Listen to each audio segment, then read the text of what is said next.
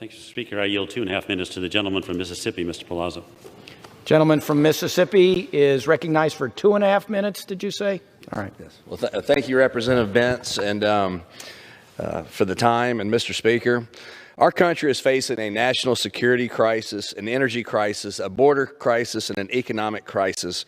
But here we are voting on cannabis legislation. How is this helping our constituents who are paying sky-high prices at the gas pump? How does this strengthen our military and help secure America? How does this address Biden's record-breaking surge of illegal immigrants at our southern border? How does this help us to leave a stronger, safer, more secure America for our children and our children's children? Simple answer, it doesn't. We are here today to vote to get America high. In states with legalized marijuana, there are more marijuana-related emergency room visits and hospitalizations than any other category. Patients in a study using marijuana to treat pain, anxiety, and depression failed to report improved symptoms, and the continued use of marijuana brought risk of addiction known as cannabis abuse disorder. The National Institute on Drug Abuse found that about 30% of marijuana users have some form of use disorder.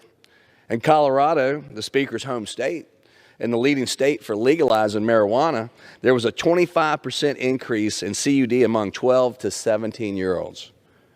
These are our children.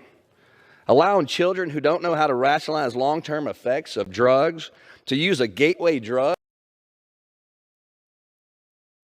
for recreational or medicinal purposes is reckless, negligent, careless, and irresponsible. No, I will not. The MORE Act does not responsibly end federal prohibition of cannabis. The MORE Act does not end the war on drugs. All it does is poison our children and weaken our society. This flawed legislation is not time sensitive, does not require consideration this week, and should not take priority over the various serious issues our country currently faces. I urge my colleagues to vote against this bill and put our children first, not the dope dealers. I yield back.